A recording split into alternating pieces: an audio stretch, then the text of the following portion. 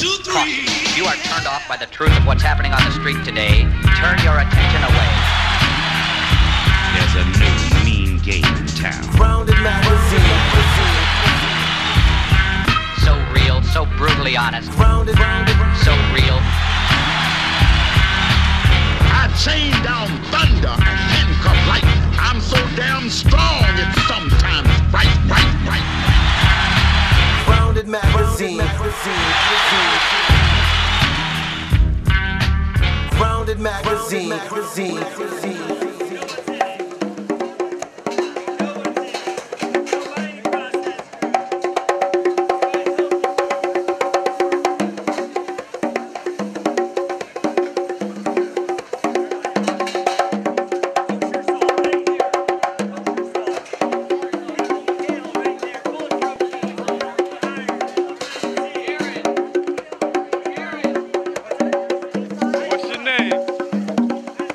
Javoen Byrd, been drumming most of my life. Based out here in Olympia now, and I also teach classes. All right, hey everybody, how you doing? I want to welcome you to Grounded Magazine. I'm KASON. We're hanging out with Javoen Byrd. And so he's going to tell you about what he do, where he's been, and how long he's been doing it. Like you said, my name is Javoen Byrd. Right now, I'm a conga player. I specialize in congas. I play a little bit of djembe, also some bata drums. I'm born in the East Coast, Virginia. Been out here for basically most of my life, though. I teach classes in the community in Olympia. I've traveled to Guatemala for my studies. I've been to Cuba studying some of the congas out there, and I've also been to Nigeria 2 times. I also have a business called Awodi Herbal Healing and Spiritual Consulting, where I actually practice traditional medicine and also traditional West African ways of healing people. Okay. So talk a little bit about that, how you get into, learn how to get into the tradition of healing people. Because of course music is a healing process. Right, exactly. So when I was 11, actually, my mother actually started getting involved in some Afro-Caribbean dance. And I remember I was just watching her and I was like, okay. And finally she came up to me and she said, you're either going to have to dance or you're going to drum. And I said I didn't want to dance. So I ended up starting to drum. But I actually started getting good, and then that opened up the way for me to meet up with an Afro-Cuban master called Virginio, who actually played a drum in Cuba called the bata drum, which originates from Nigeria and is a very spiritual drum. It's a drum that actually the Yoruba people of the southwest region of Nigeria use to call upon their deities called Orisha. So after a while, I started getting involved in that too. Started learning about different deities like Shango, Ayash, Oshun, and just started basically getting involved. Throughout my years, I kept on drumming. I've been to Guatemala, like I said. Basically, I told myself I'm going to go to Cuba and I'm going to see what it's about. And so I went to Cuba, great experience. That opened up the door for me really wanting to go to the source, because when I was with the Cubans, they were like, man, we're trying to go back home to Africa. Oh, okay. So then I come back here, I'm currently an Evergreen State College student, but I've been going back and forth to Nigeria. My first trip was for 3 months, and during that trip, I actually received an initiation into one of their deities, one of their actually Orishas. After that, I went back to study herbalism, traditional medicine. And also, like, during both of those trips, though, I was always studying drum too, because Yorubas believe also that music is very healing, very medicinal. So whenever you do spirituality in Africa, you always have to do music alongside with it. Does that incorporate the dance with the healing also? It does. Okay. Dancing is very actually my wife, she's a Nigerian woman. She actually does traditional Yoruba dancing. And she does, and also, so she gets into how that actually is very healing, how that how that can free the mind, how it can heal the soul, and it can keep the body fit and strong, and cure different ailments, according to what dance you do. I'm back here. I have my own practice I do out of my home. I'm called Awodi Herbal Healing and Spiritual Consulting. I do spiritual consultations for people, and I see where they're at in life, and I use the methods that I've learned throughout my years also throughout my studies in Nigeria to see what I can do for the person. I conduct travels, trips to Nigeria also for things like herbal healing. Okay, so what are you studying at Evergreen? Right now, it's called a field called medicinal anthropology. Okay. So basically, I'm into definitely studying indigenous culture, studying just traditional ways of healing people. Like I said, my second trip, I was in Nigeria for 7 months, and I was just studying all kinds of roots and medicines. And I caught malaria out there, and one of the medicine men actually gave me some herbs, and he cured me. Nice. And so after that, I was like, okay, I need to do this too. Yeah. And I remember when I was learning, there was a woman next door to me who actually caught malaria, and she couldn't go to work at all, but she needed to make money for her family. Okay. So, one of the points that I really started feeling good about myself was when I said, okay, I got this for you. And I went out and I picked the herb that needed to be picked. I prepared it for her and I gave it to her. Yeah. And then the next day she was feeling strong and healthy and she went off to work. Nice. So, it's... right now, though, as I am now, I don't focus too much on physical ailments as much as spiritual ailments. Okay. I'm hold back on that a little bit, but like I said, I do conduct trips to Africa for those who are interested, and we can, if you guys have any questions about that, we can, you guys, I'll give you my contact details. Yeah. So how can they contact you, like, as far as online or? Yeah. So I have more info at least. Yes, for info I have my business number, which is 206-854-4698. Again, 206-854-4698. Also, you can find me on Facebook at Tunji Awodi, TUNJIAWODI. And then also tunjiawodi@yahoo.com is my email, my business email.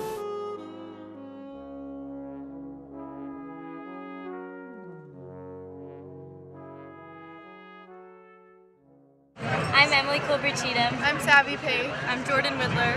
And you're watching Grounded Magazine.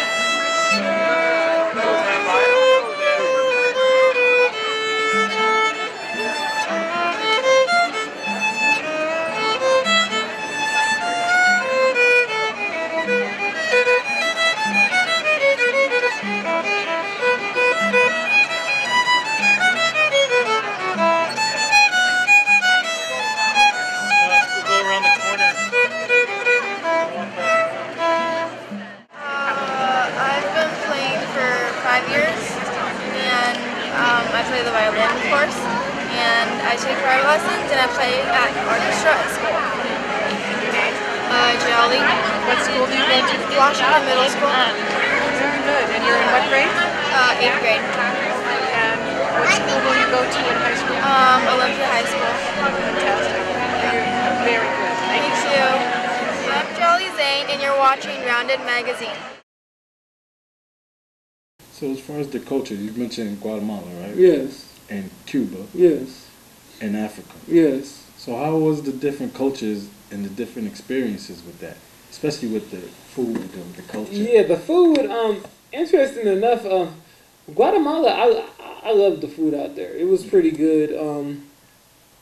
It was interesting because there's a African people out there African descendant people out there called the Garifuna people.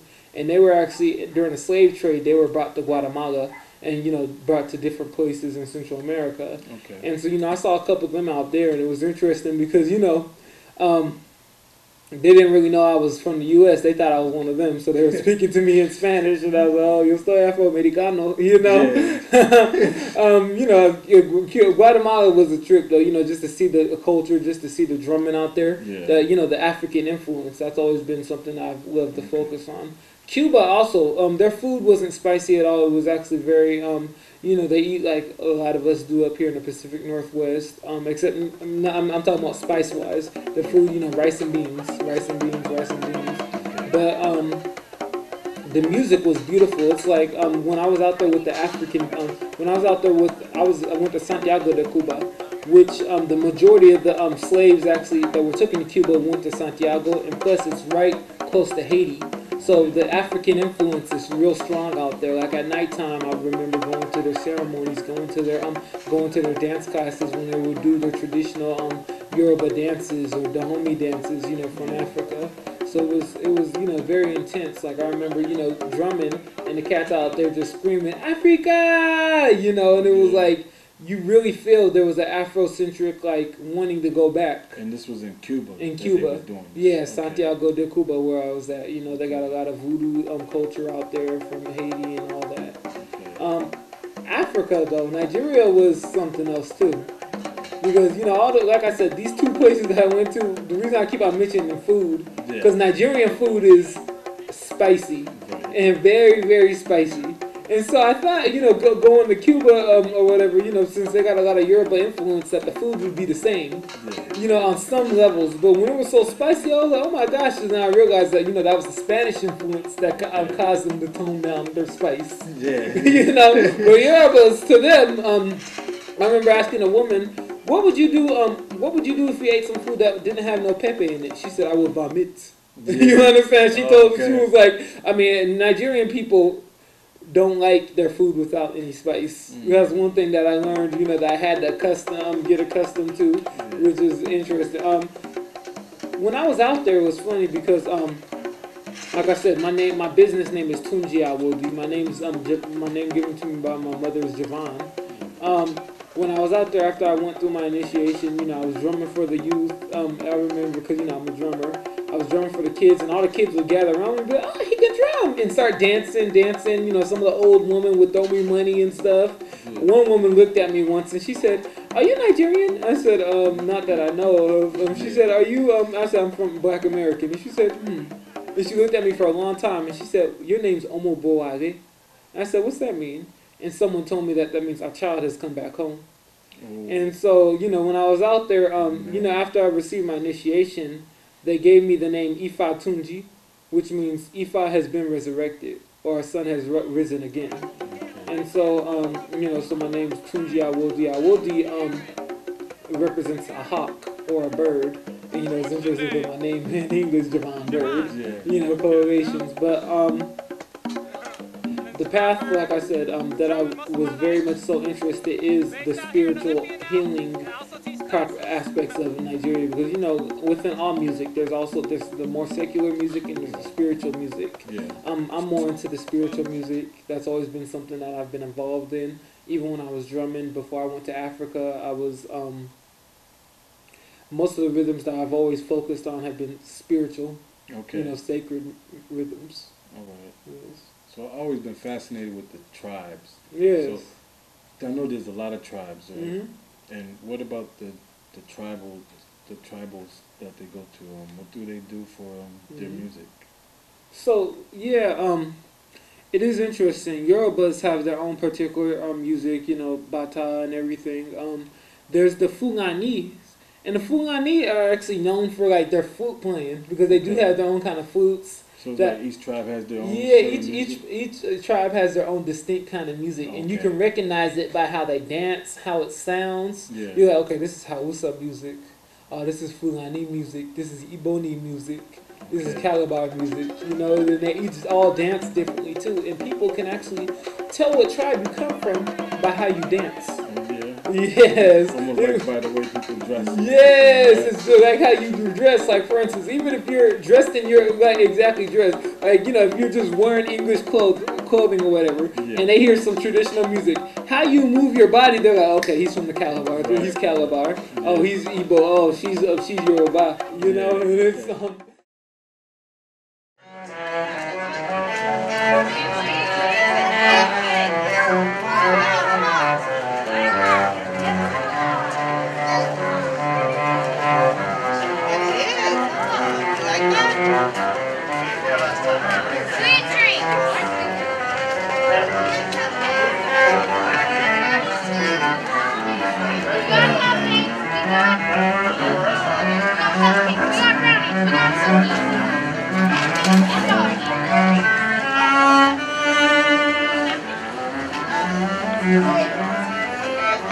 Are you brother and sister? That's cool. Are these your kids? No, but they're friends with our child. They all go to school together. Their parents are over there. Every year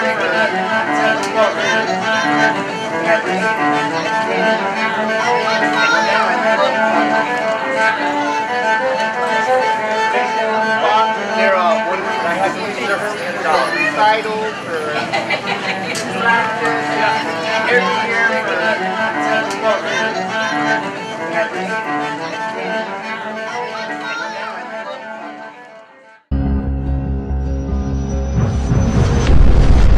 It all happened in Oakville, Washington, population 665.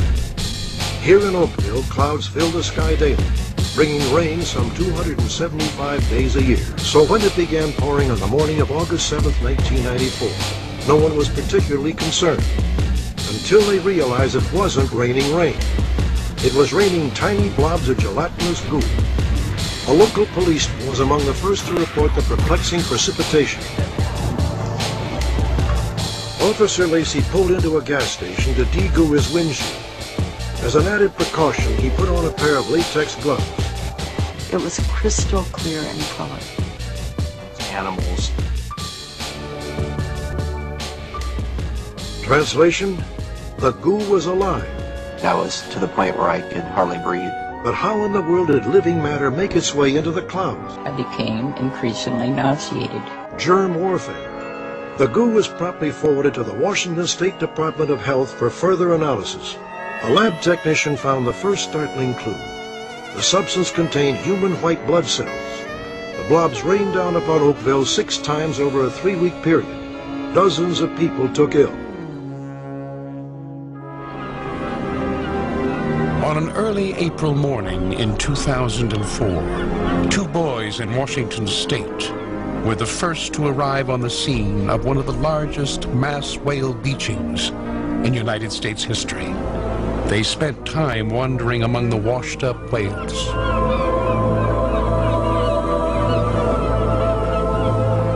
Dr. McCormick and his team suspected that the Navy had begun operating their sonar once more. Now 2 members of that team have agreed to speak on camera for the first time about what they claim the Navy discovered, but has never disclosed.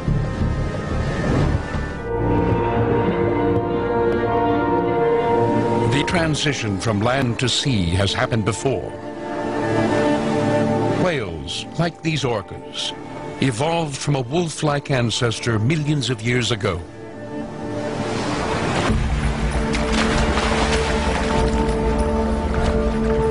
And there are animals where this change is even more recent. Only 150,000 years ago, a group of brown bears split from the rest of their line. They would evolve into a new species, polar bears. In this relatively short span, polar bears have grown capable of holding their breath for minutes underwater and developed webbing in their front paws to help them swim. An adaptation unique among all bears. They are becoming a marine mammal.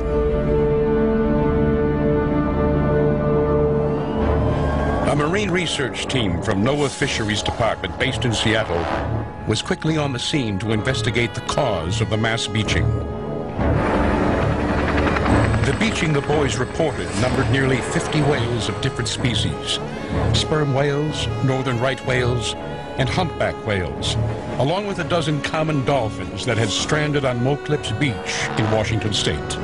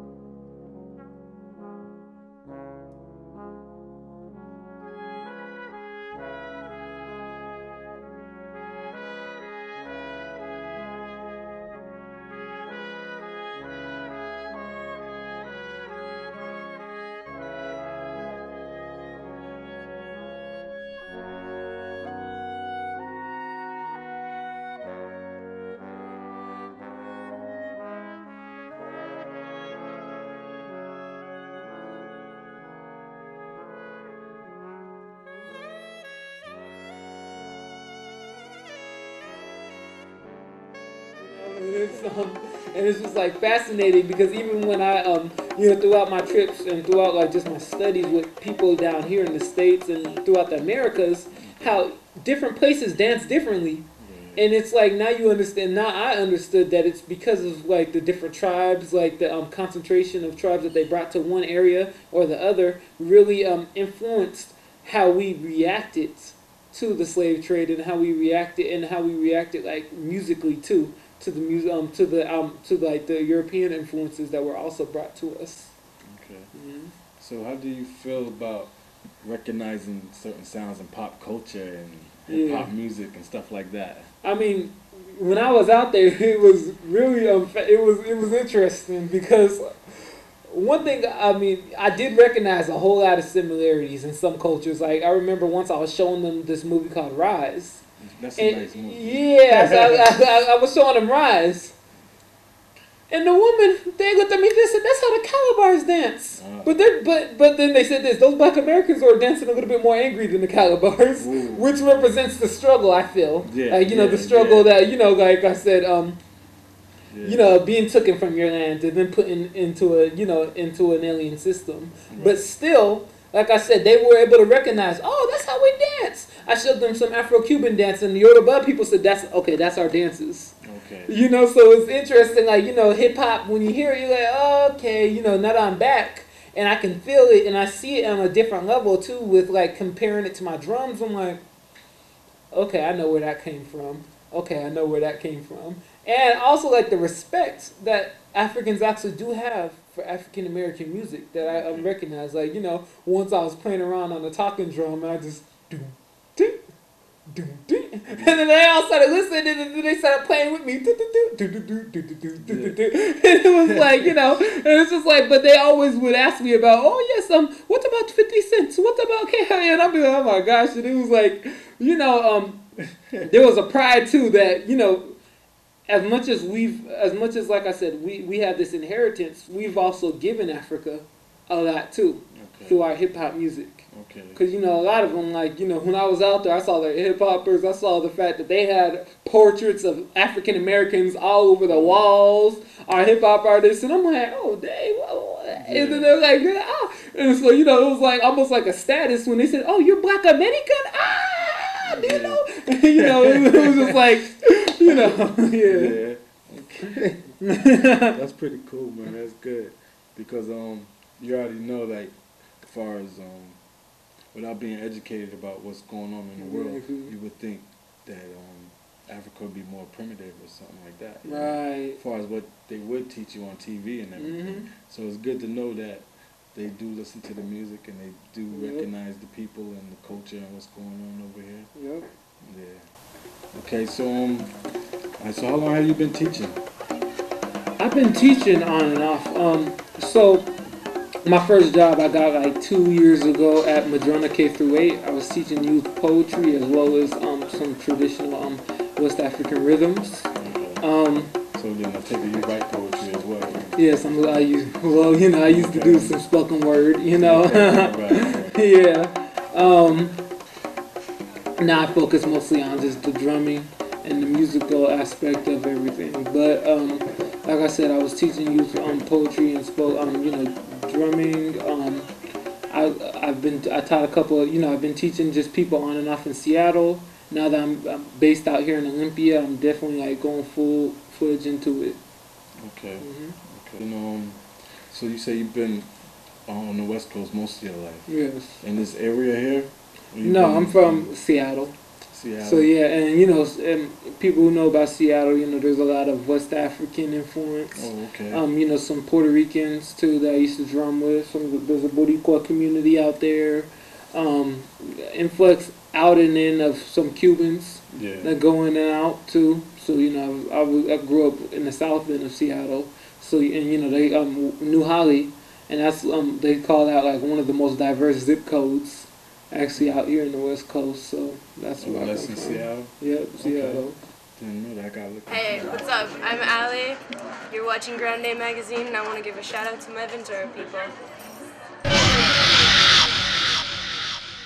2, 3. You are turned off by the truth of what's happening on the street today. Turn your attention away. There's a new mean game in town. Grounded Magazine. So real, so brutally honest. Grounded. So real. I chain down thunder and handcuff lightning. I'm so damn strong, it's sometimes right. Grounded Magazine. You are turned off by the Grounded Magazine. There's a new mean game in town. so real, so brutally honest. Grounded. So real. Grounded Magazine.